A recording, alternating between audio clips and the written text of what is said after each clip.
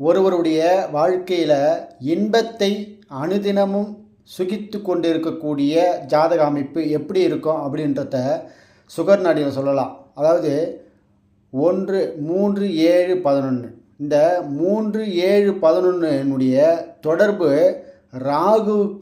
ராகுவினுடைய சாரத்தில் ராகுவோடு சேர்க்கும் பட்சத்தில் அந்த ஜாதகர் எப்பொழுதுமே ஏதாவது ஒரு சந்தோஷத்தை அனுபவித்து கொண்டே இருப்பார்.